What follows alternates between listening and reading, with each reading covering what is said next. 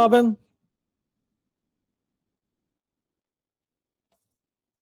Hey, Robin. Hi, Robin. Hello. Hey, Robin, can you hear us? There she is. I'm sitting in front of my little fireplace here now. I know. I couldn't wait to experience that with you. Oh, Yeah. Am I off mute? There we go. Yeah, you're off mute. We can hear you. It's on my phone here. Yeah, you're a trooper. I mean, let's see how many people we got showing up today. We were supposed to have Andre here, but he had an emergency. There's Angelica. They're the troopers.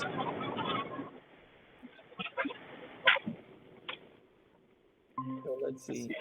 Hey, Angelica. Hello. In front of my fireplace. Yeah, it's looking good. Here, you guys can see a little bit up. I'm up in the winter cabin now. Oh, nice. Yeah, so there's actually the snow just started coming here, so it's not a lot of snow yet. It's only about half a meter, but it's going to go all the way up to the windows here. And it's half a meter. That's a lot. Yeah, we get like 3 meters here sometimes. Wow. So, yeah, and that's where I'm sitting. I figured I'd sit by the fireplace.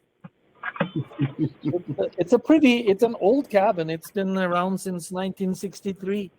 So we don't have running water here. That's the year I was born. There you go. There you go. And so I like a lot of candle lights. Now it's only candle lights on in here. That's what I like. You know, we have electricity, but that's somebody else joining. Okay, cool. Somebody new. We'll find out who they are.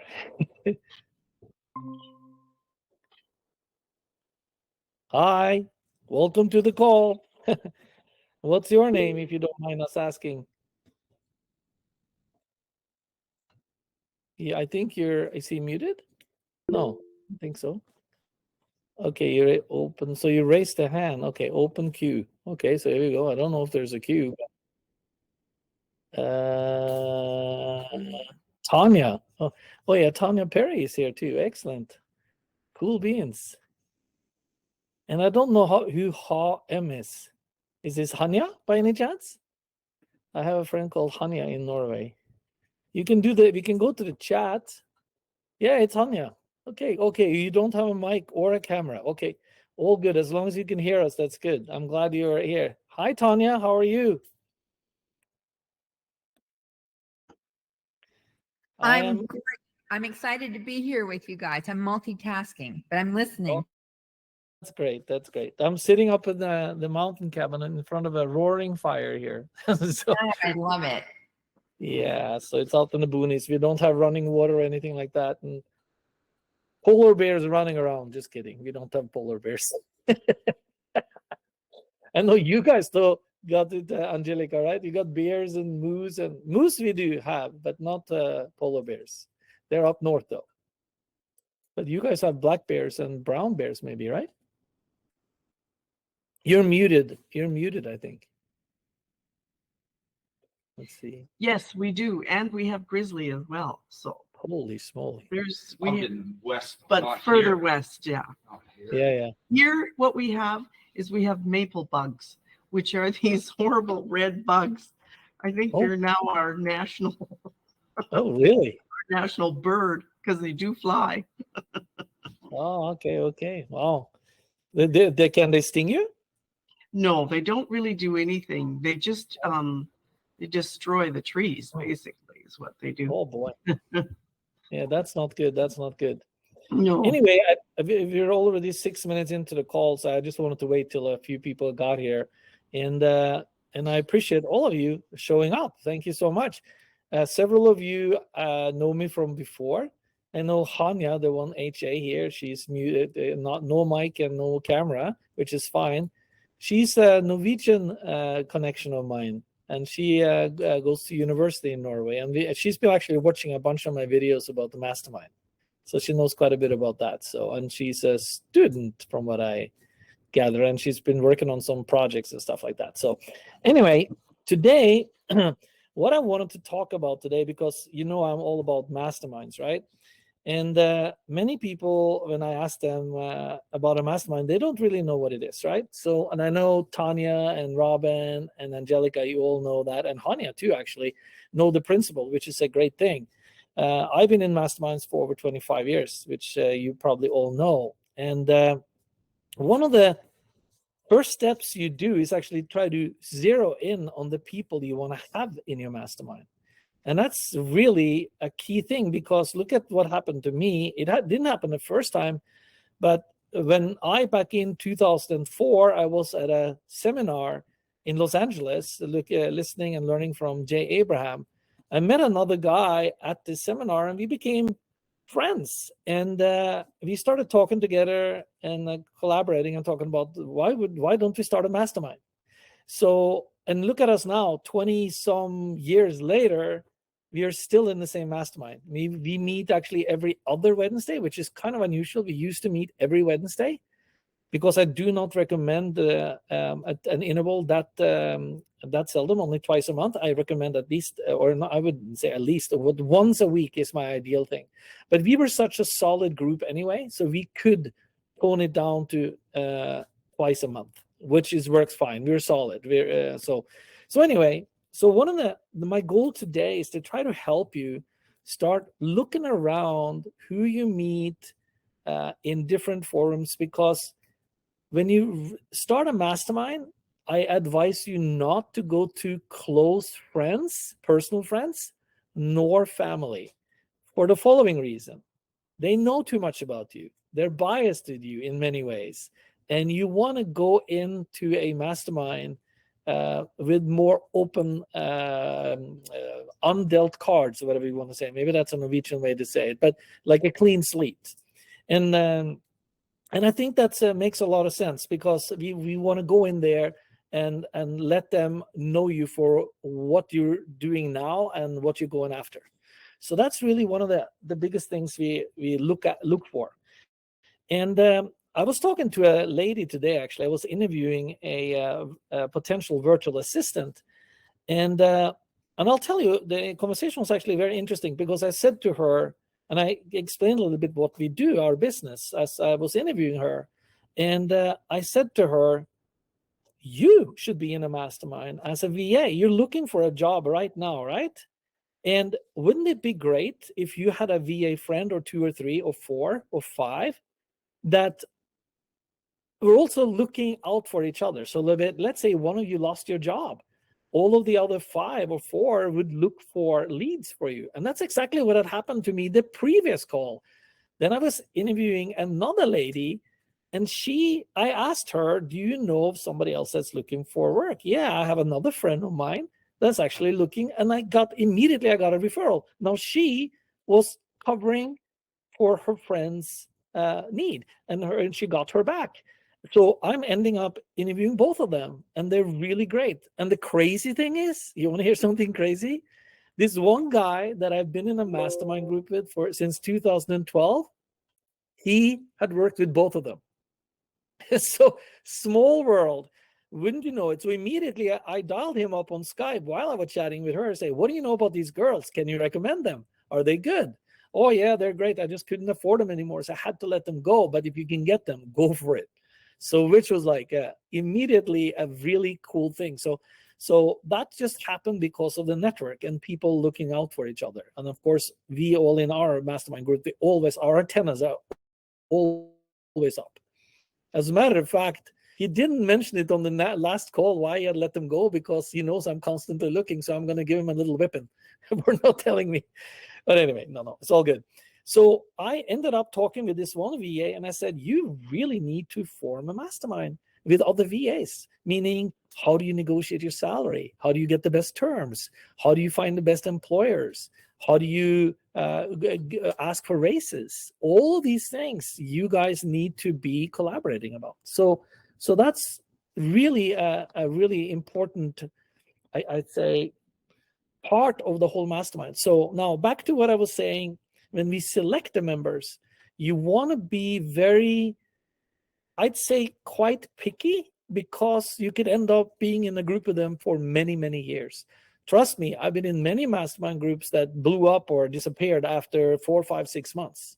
So it's not like it's the end all and be all. Sometimes we switch out members too, and then you just fine tune as you go. So there's a certain kind of traits that I'm looking for in masterminds, and there's certain synergies that I try to create when I'm in a mastermind or when I create our masterminds.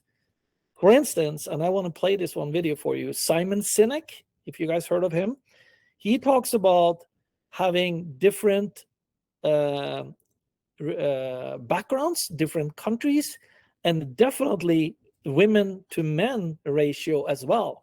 And in this video I will play for you now, he talks about that. Just it's only about 2-3 minutes long, but I thought I'd give that a shot and show it to you. So let me see if I remember the steps for that. I'm going to be sharing, hold on,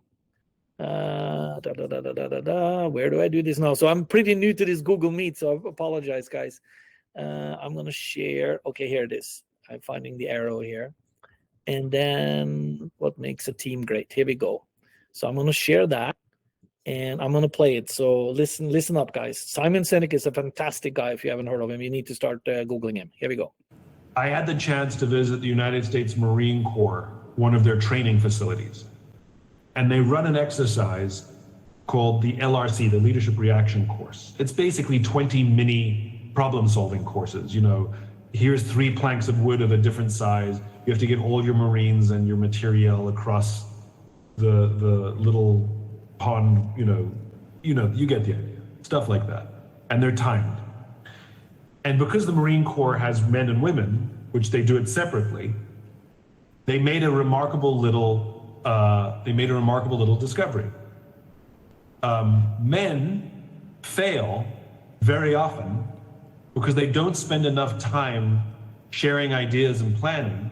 They execute too quickly because they're so driven to win, win, win. And they don't have the right plan, so they fail, right? Women spent more time planning and very often came up with the right solution, but they didn't leave enough time to execute, so they failed. And so it makes a case for blended teams. Hello. And this is true about anything, which is the more alternative styles and alternative perspectives we have, the more creativity we bring to a problem. So male and female is obvious. Did you grow up rich or poor? Did you grow up in the North or the South? Did you grow up Muslim or Hindu? Like, all of these things will change your point of view and how you see the world. And if we have different people, I know the caste structure is still somewhat alive and well in India, and I know we're slowly trying to break it down, but people who grew up completely differently from each other bring different ways of seeing the world, and that makes a fantastic team. That makes a fantastic team when we have different points of view, because we have different blind spots as well and different ways of seeing the world. So inclusion to me is about all the different ways in which people live their lives. I want them all on my team. Pretty cool, huh? So let me see, how do I stop sharing that? Okay. You guys, can you hear me okay still? Yeah, okay, awesome. Yeah, so he's phenomenal. So when we look for those members, look at, and that's actually why I'm actually advocating forming an online mastermind team as opposed to a local one. Sure, there's a lot of benefits in local ones because you can meet face to face, and that is really valuable. I remember when I lived in California, we made a point of meeting in person twice a year.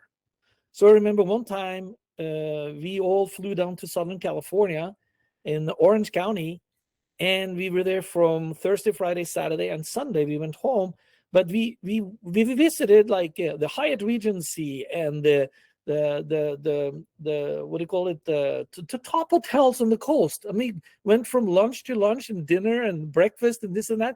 And we didn't stay there, but we just went to those fabulous locations because we wanted to be in a rich, affluent area. Why not? right? And we would sit there and have lunches and breakout sessions and just really enjoying ourselves. So, excuse me. So we met twice a year in person, and the other times we actually just met online. Now, I asked my mastermind team on Wednesday, I asked, what are some of the biggest advantages or the different topic I can talk about on this call today? And they brought exactly this up. The valuable insights and the different and multiple perspectives that we all had on certain things. And I may have mentioned this for some of you one time before, but one time I was sued. One of my VAs actually had, what do you call it? He had used a copyrighted image by Getty Images. So their attorney started coming after me and starting to sue me. I brought it up at the next mastermind call. I said, what do I do? Here's the situation. I got one piece of advice. Poof, lawsuit went away. So if it wasn't for the mastermind, I would have been stuck and I would have been sued and lost thousands of dollars. So anyway, so again, back to the mastermind, what they're all saying exactly what 𝗕𝗂𝗍 says. When you have different backgrounds, different industries in your mastermind, you'd be surprised how applicable certain strategies and theories are in other industries. So it's very important to look for that. If you are building your own mastermind, you really are in the driver's seat to make that happen, and it's a very important thing. And when you take on team member number two, you should induct that team member into your thinking. Because you will know something, most likely they haven't been in a mastermind before, they could have been, but you will know something that they haven't experienced or leveraged off of our experience. So it's very, very important. So let's see. Yeah. So now back to what are some of the traits that I'm looking for in the personalities. So a story again. When my wife and we had an opportunity to start selling on Amazon, we flew to Austin, Texas. Many of you have heard the story, and we had the opportunity to build a mastermind group right there. My wife and I knew exactly what we were going to do. We were never going to sit together, and we were going to look for certain traits in people to see after day 3 if they wanted to be in a mastermind group. And we looked for people that were really hungry, they were really driven, because many people go to these courses and they don't really have a burning desire. So we were looking for somebody that was really hungry and was going to make this their full-time business, which is what we wanted to do. We wanted somebody that was obviously friendly and we clicked with, and that was just like a gut feeling we went by. We wanted somebody that was a good listener, somebody that continuously keep on educating themselves, and somebody that likes to help people. Those 4 or 5 things, crucial for us to get that person on our team. And also not somebody that was dominating or didn't listen well in conversation and didn't take time to listen to what we actually asked them. Now, how the hell do you do that in 4, 5, 10 minutes when you meet somebody? Well, we met them from lunch sometimes, and we had sat next to them for 2 hours during a session. So you kind of get a sense of how hungry are they? Are they taking good notes? Are they asking good questions? All this and stuff. So we ended up with this group. This is the group I referred to earlier, where this guy had these 2 VAs. He's still in our group since 2012. And we're helping each other out. So those are some of the traits we're looking for. And we're looking for somebody that's, I'm kind of repeating myself a little bit because I made a list here. Always willing to help and go above and beyond. And they are on time. They're punctual. That's one of the things. When we start our mastermind call, there's a little tip. When we start our mastermind call, the one that gets in first gets to speak first. Number 2, 3, 4, 5, just like that. And sometimes a person have a real emergency, and we'll have that person speak up first, and then I may say, hey, Josh, you can take my 15 minutes, because we have 15 minutes each, and we're 6 people in our group. So it's an hour and a half. And so then we relinquish our time, because some people may have an emergency, and we'll donate that time unless somebody else has also an emergency, but we'll try to be sensitive to that, And another trait we look for, are you somebody that is honest and can be trusted? meaning we've had one issue with a guy asking a question of a person 3 times on 3 different masterminds over 3 weeks, and the guy didn't follow up. That became an issue. So we had to address it with him. And because those things are not okay. When you're asked a question and you say you're going to find out, we expect you to do that. So those are little things we look for. It's not a little thing, but it's a very important thing. So, and those are things you learn over time, unfortunately. You can't size a person up in those regards when you meet them at a meeting, but at least you get a sense of them. Another thing, are they resilient? Are they persistent? Are they they're not a fly by night kind of person that kind of comes and goes? And that's not the kind of person we're looking for in a mastermind. We want somebody we can develop a relationship with. And I don't know if you know this about Facebook, but Facebook has about 4,000 to 5,000 what do you call it? Things about you. Your husband or your wife may not even know these things. And we end up in the mastermind group knowing things that are very, very personal, because we talk about health, because there's no wealth without health. We talk about, I wouldn't say we get into relationship per se, but if somebody's struggling with something and they want to air it, we air it. And of course, confidentiality. Nobody's chatting about this outside of the group, but we do record the calls and they cannot be shared, and we transcribe them, and they can never be shared unless you ask for permission. So that is very, very important. Let's see. So we look for people that are committed. We look for people that have empathy and have understanding for other people in the group. So we can't just be cold-hearted and only thinking business if it's a business mastermind we're in. So all of these things are good, and also a person that could take feedback and take some constructive criticism, and it needs to be constructive. You can't criticize just to criticize. You need to be constructive with it. You need to, and of course it's a given thing, but we want to make sure that that's the kind of person we have in our group. And do you take a genuine interest in the other person's problem? I mean, if my friend Peter says, I'm struggling with this and I don't know what to do about it, that's going to be on my radar. As I am on the calls, I am actively taking notes, and it's all in my Google Drive.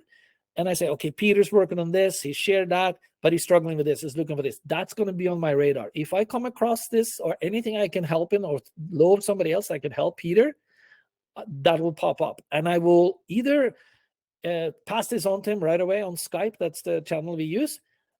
During the week, I don't wait to the call, because I will know that he will check it. And it depends on the severity and the problem that he's looking for. Let's see now. I'm going to put another log on the fireplace here, guys. Do you guys mind? So while I do this, we'll take a little breather here. So this, I just got here about an hour ago, so the cabin is like a 0 degree inside here, but it is what it is. So that's my little fireplace. Sorry, guys. So it'll take this cabin about 10-12 hours to get up to normal temperature, because it's quite cold here. And when the cabin's been sitting this long, I'll share another personal thing. When you come to a cabin that has been locked up for 4, 5, 6 months, like this cabin has been now, even if it's minus 30 outside, all the doors and windows has to be open. You have to get the moist air out. And it's done in about 5-10 minutes. And then if you try to heat the cabin with the moist and humid temperature or air, old air as we call it, in the cabin, you don't get the cabin warm. I remember we lent the cabin to my uncle and aunt one time, and we had forgotten to tell them about it. They would never want to come up again, because they're there for 3-4 days. They couldn't get the cabin warm. So anyway, so that's what I had to do today. Open all the windows, and I lit up the fireplace and another stove I have here, and then it'll properly heat the cabin. Anyways, I've been talking a lot. Any questions, any thoughts? Because my goal today is to maybe pick one of you, if you feel like it, talk about something that you wouldn't mind having a mastermind group around, and maybe start brainstorming some sources, ideas, places you could find your ideal member. Uh-oh, the fireplace is really picking up here. Make sure I don't catch fire here. And anyone that that is interested in that, if not, that's also okay. We can just discuss in general what are some creative ways to find these mastermind members, because we want to try to qualify them as good as we can when we start. So just anyone have any questions about what I've talked about, comments, additions, things you wonder about, things that wasn't clear? Maybe I can ask you that too. And it's okay if you don't have any questions too. I can keep on talking. Hanya, I don't know if you're in the chat at least. If you have any questions, since you don't have a mic, if you have a... Oh, here's Tanya Perry. Hey, Tanya. Go for it. Oh, well, my question was, is this, you're wanting a diverse group of people, or do you want, or can you have like a topic that people want to learn about in a mastermind, and each person brings something or questions? Yeah, perfect question. So what happened when my wife and I went to Austin, Texas? We knew everyone's going to be focused on Amazon. So in that case, we built a group around a topic, which was Amazon. We're all Amazon sellers. However, I also get this question. What if this is back in 2012? Sometimes people work at something for a year, 2 years, and they said, this is not my thing. So they changed their focus. And that's happened in our group. And this person is still in our group because he's great at SEO, great with other marketing, and he's selling products online anyway, but not on Amazon. So that is absolutely something that that is doable and you can do. You had another side to that question. Did I miss that, Tanya? What was that?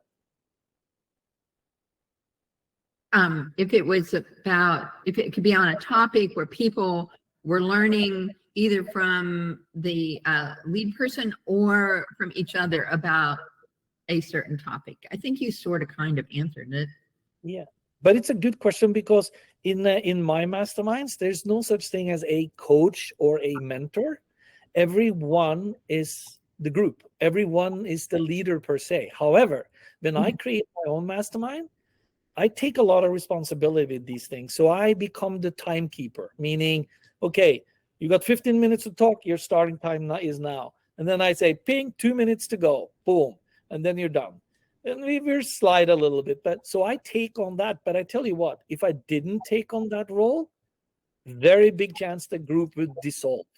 So the ones that form the group, it doesn't have to be you, but I suggest you just take that responsibility and say, hey, I'm going to make sure this group sticks together, because obviously you had a motivation to start this mastermind, right? And they're so powerful. I'm sitting here listening to Super Soul Sunday with Oprah, right? And this Maya, forget her last name, she says, nobody can do it alone. Nobody can go it alone. You will never succeed at the level your potential is if you're trying to do things alone. It won't work. Sure, it can be successful at some level, but if you ask anyone, they'll either had a secretary or had a partner or somebody that inspired, that mentored them and gave them that. So this is why it's so. Oh, okay. Did somebody raise their hand? Oh no, they're chatting. Okay, good. Sorry, I better turn the chat on. Okay. Oh, so okay, is that answering your question a little bit, Tanya?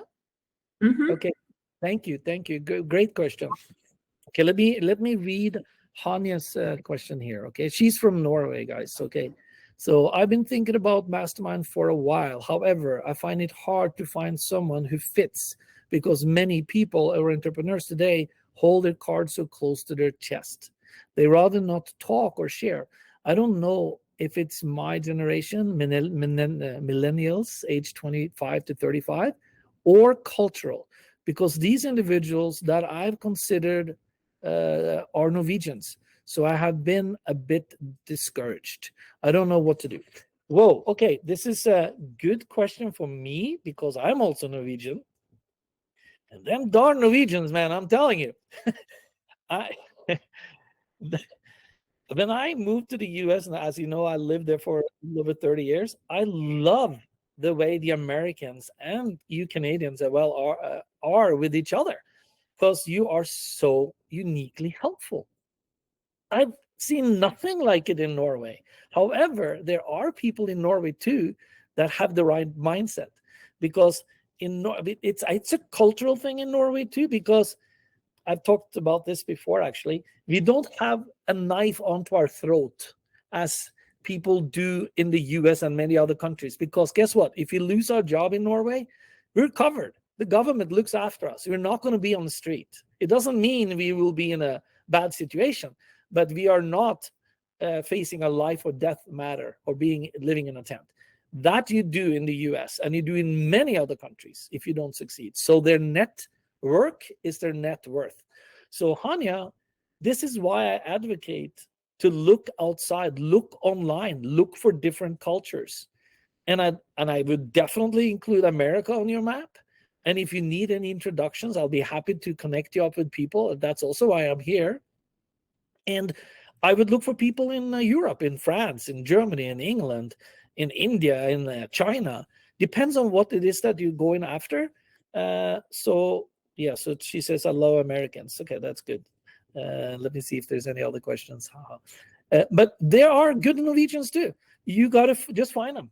You just got to find the people. And it's an interesting, I'll share another story with our Amazon group, because on Amazon, this is something I learned when I went down there for the course and also afterwards. You don't want to let other people know that's also on Amazon what it is that you're selling. And it's going to shock you what I'm going to tell you right now. Since 2012, the people on our Amazon group, we do not know what we are selling. It's secret to everyone in the group. Why? Because of this. And that's another principle of the Mastermind Foundation. You do not want to have people competing with each other in your group in the same for the same customer. There could be exceptions to it, but why did we decide to not share that with the Amazon principle? Because if I knew of a great marketing idea that worked like gangbusters, and I knew I was competing with another guy selling blenders or something like that, I would probably be very, very not likely to share that strategy with them. Me not knowing what the other people are selling, I'm gladly sharing what I'm learning. I'm gladly sharing all my techniques. So that's why we don't know. Now, in my other mastermind group, where we're all entrepreneurs, we're all doing different business. So here we share more gladly with what we share and do directly for our products. Mind you, there's another guy selling courses and stuff in my group, but we don't compete with each other. So it's not an issue. So, but good question, Hanya. And I would still go to networking events. And the thing is that very often the sharing has to start with you. If you start sharing and being a little bit vulnerable, I'm not saying expose. If you have a really kick-ass idea that you know you need to keep under wraps, keep it under wraps. But if you're selling whatever candles online and you meet somebody else selling candles online, guess what? There's enough customers out there for both of you. And you can go into niches and you can actually develop a relationship that you would definitely benefit from. So I would also say that. So, but go online, go into Facebook groups, Reddit groups, look for people in LinkedIn and start connecting with people around the world. That's what I would say. But great question. Okay.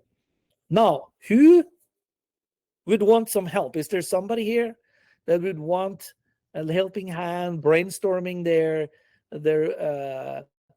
members' potentials, or where to find them, or maybe what to look for in a member based on your specific goal or dream that you're going after? So if anyone feels like that, we can all put our minds together and just see what we can come up with.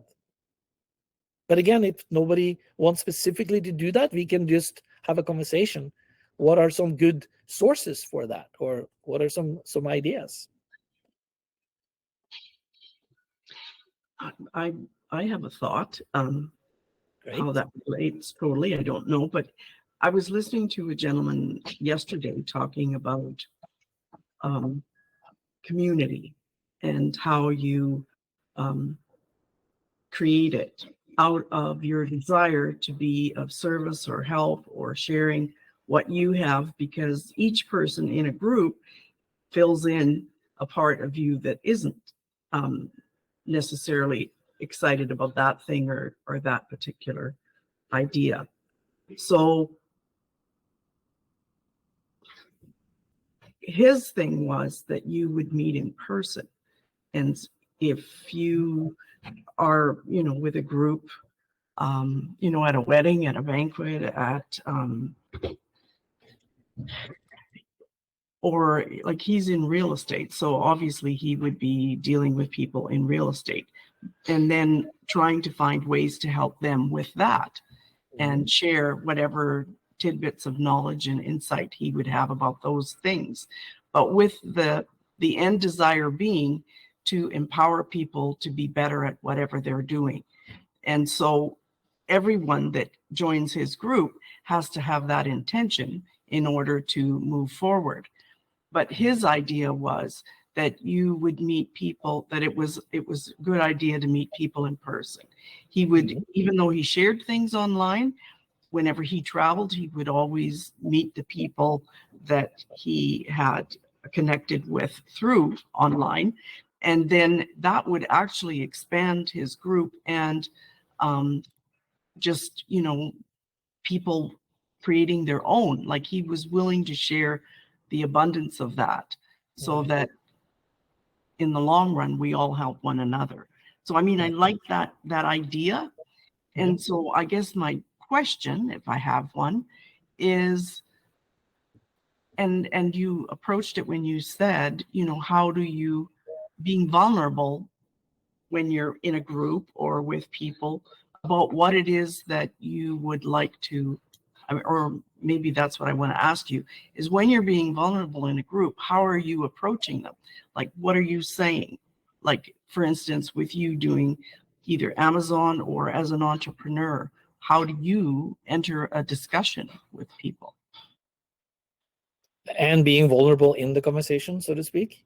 So in order to, like when you approach those people at the Amazon thing, when you said these were people who were keen to do, you know, to participate, you were sussing them out to see what kind of people did you want to have in your mastermind group, and what did you say to them that first of all you figured out who you wanted, and then I remember you also shared a little bit about where you thought this was a person who was above your station of expertise, but yet, you know, that together you guys ended up talking with him. But how did you open yourself up to be able to express that? Yeah, so that was a conversation that Jeff and I had first met at the 𝗕𝗂𝗶𝗹𝗱 course. And we saw this one guy sitting up front, quite a few years older than us and just brilliant. We could tell he was like fantastic. And I'll try to get to your question here. But I said to Jeff, my God, why would he join us? He's way past us. And he's so smart. And Jeff looked at me and said, Alf, I got things he doesn't know. I've been doing this, and you've got this, and this you've done. He wouldn't know that. Why do you think like that? And you have contacts through your whatever contacts I had. And so we went up to him and we'd say, hey, listen, would you like to get on a call with us and see who we are and experience one of our mastermind calls? We think you would be a great fit, and we think you would gain a lot from what we have to offer. So we approached him that way. First he said, no, I'm too busy. And we asked him again. Another time, we kept on running into him. And he's in our group, and he's phenomenal. He's the most successful person in the group, but he shows up every time and he loves it. So it's because you want to shoot high. You don't want to be the smartest guy in the room or a woman in the room, you know. But you want to make sure that you have something to give as well. That's why you constantly have to be a learner. You got to live like a flower. And when a flower stops growing, it dies. You constantly have to read books, take courses, and challenge yourself.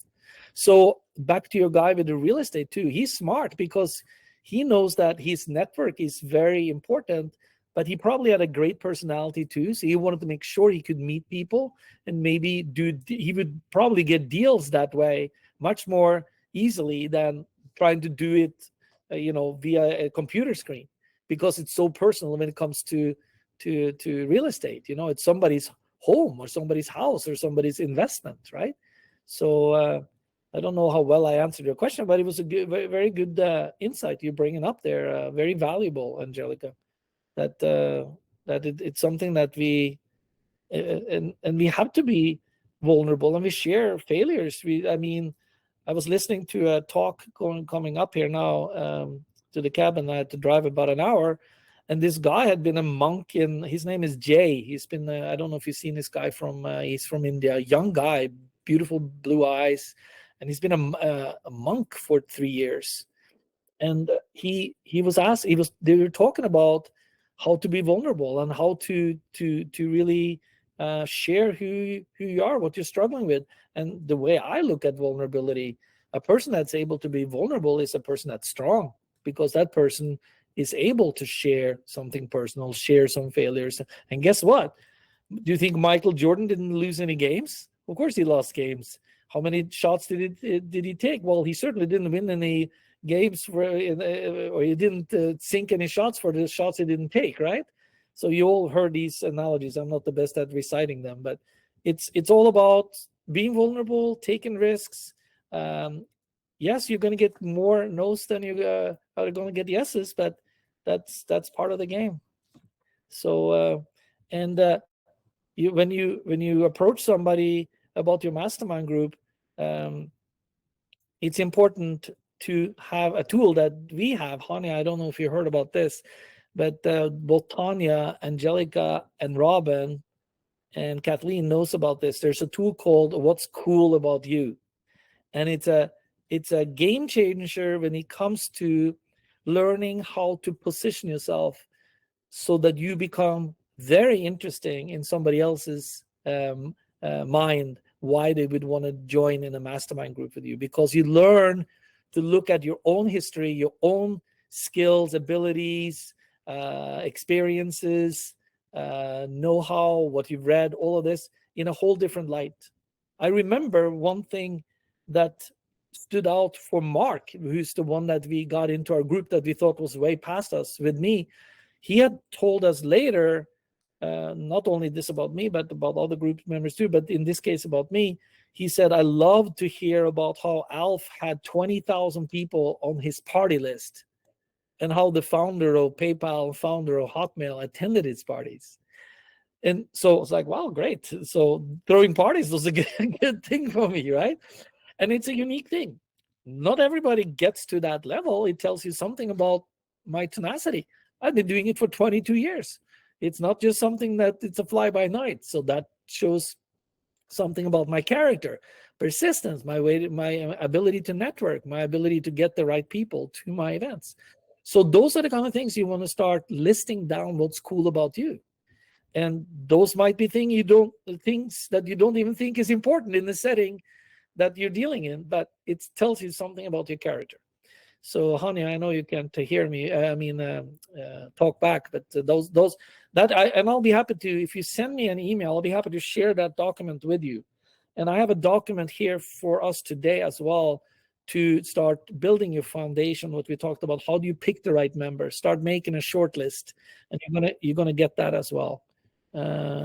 Yeah. So Hania writes, thank you for your advice. I'd love to try it. Yeah, you definitely would, and I'll be happy to be a sounding board for you too, Hania. So if you want to, and there's some examples on the sheet for the what's cool about you that has to do with me, what I've done, so that you can trigger your mind and trigger your ideas of what you can do. So Hania has actually been asking a lot of great questions on my Facebook page and been very active, especially last year when I was more active with my morning walks and talks that I did. So anyway, did I kind of touch on your question at all, or did I get close to the answer, or Angelica, tell me? Yes, you did. Thank you. When you said the bit about what this gentleman thought was cool about you, that you were able to invite those 20,000 people. Yeah. You know, because it spoke of your persistence. So yeah, that answered what I was wondering about. Thank you. Yeah. And I had, there I have a vulnerable story. My biggest party I organized at City Hall, I had 5,000 people at for a Halloween party in 2006. It blew up in my face. They shut, the City Hall shut down my party at 12 midnight. Can you imagine? And we had 10 DJs, we had a fashion show, we had sponsors, we had, I mean, you name it. I worked on that event for 6 months. The budget was over $100,000, which is a lot of money for me. And it blew up in my face. And it wasn't my fault. Something came out of it. I mean, long story short, they switched the person in charge at City Hall 20 minutes before my party. That person shut down 50% of my entrances, so people couldn't get in. So now here's another thing that I did. So that speaks to my character. I refunded everyone their money that wanted it back without any questions. And I gave everyone free passes for the next 3 parties that I had, because I was so embarrassed, and my reputation is only as good as my last event. And I felt sorry, and I refused to answer emails. I said, call me, we'll talk, because on email people become very, so for 3 weeks, phone calls, me and my partner, we were doing it together, just talking to them on the phone. Refuse to answer emails, call us, we'll deal with it that way, because email is, people get nasty. And so that was a vulnerable thing I had to admit, and it's just had that shows my character, right? Anyway, so all right, so now this call is more about you. How can I help? Is there okay, you will get the sheet now. I know it's just 12 minutes left there, but you get the sheet to start maybe listing down 5 people that you would consider for your mastermind, and what are some of the characters and traits they have, and also think about what you can bring to the table for them, because it's all about, it's what's, again, there's another book I've read, What's in It for Them. That's the first thing you got to do. And I also, Dan Sullivan, that's Joe Polish, has a book called What's in It for Them, because that's what it's all about. You always want to find out what's in it for them. And Dan Sullivan said, what did he say now? Don't expect a favor from somebody first for no good reason. And if you can, you should figure out how to do favors for them. I remember one, I think I played this call here, one of the previous calls, where one guy said about Joe Polish. Joe Polish has a group called the Genius Network. And he said about Joe Polish, this guy, he said, Joe Polish just kept on helping me and giving me this and giving me that. I didn't even ask for it. He just helped me with this and that. As when he asked me to, or I saw an opportunity to sign up for his group, I signed up without even asking questions, because I was sold on everything, that because he had just been giving. And you're not going to get it back from the same source all the time, but at some universal level, we get it back. Hey, Robin, how are you? Do you have any questions? I don't want to put you on the spot, but okay, cool. Yeah, so we don't, oh yeah, here's another, I just wrote this down, but another thing I learned from my mastermind. And with some words of wisdom, because I sell courses online, right? And so the crazy part about courses, when people buy courses, only 3% finish your course. How crazy is that, right? Now, what one person brought to the table, he says, now, if you can add gamification into your course, 30 to 40% of your course buyers will actually finish the course. It could be as simple as, hey, finish module 2 and earn 30% credit towards my next course, or earn some bonus points for so-and-so. Or you could even have an Amazon card. You get a gift card. Finish 50% of my course, get a $25 Amazon card. Little things like that will increase your attendees or your course buyers to actually finish the course. So gamification could be many things. They could earn points. It could be an actual game. So those are some of the things we should look at when we start selling our courses. How can we add gamification to it? So I just thought I'd drop that in here because I know many of us are into courses and selling those things online. In the Hanya, I remember, I think somebody's left a message here. I remember one of my mentors, no, there was any more questions now. One of my mentors way back when, his name is Robert Allen. He's quite famous in the US for real estate. And he said, the holy grail of internet business is digital content. If you can find some kind of digital content to sell, it's the holy grail. And that's what we are in right now, courses. That's digital content, right? I'm still doing Amazon with physical products, but we got to produce it, we got to pack it, we got to ship it in. Sometimes it expires, it gets broken, this, that, and the other. So digital content is, I'm very fortunate to be in this space. Haven't made it to where I want to. Okay, Hania says, and the best type of passive income. Yes, exactly. Now I don't know how passive it is. Sometimes you see me here now, I'm on a call here now, but I'm sitting at my cabin, but I'm enjoying it. And you see, so yeah, I'm passionate about it. So, and I also, how do we, I know I'm preaching to the choir. Oh, sorry. Let me see here. Did I mute something out there? I know I'm preaching to the choir, and I'm going to do what I do now, because every morning I get an email from a guy called 𝗕𝘂𝗶𝗹𝗱. Maybe some of you have heard of him. Yeah. And so he came with a good one here today, actually. And so I'd love to read that for you guys, if that'll inspire you. Alf, I believe God wants you to know, and that God could be replaced with higher spirit, higher power, whatever you want. Don't need to believe in God if that's the case. Anyway, I believe God wants you to know that the greatest waste in the world is the difference between what we are and what we could become.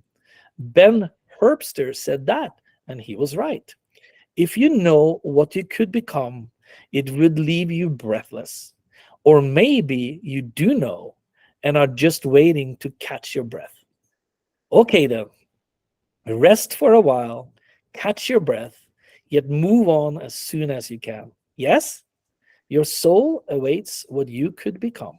So it's a beautiful, beautiful saying. And I love reading those. Every morning I read them.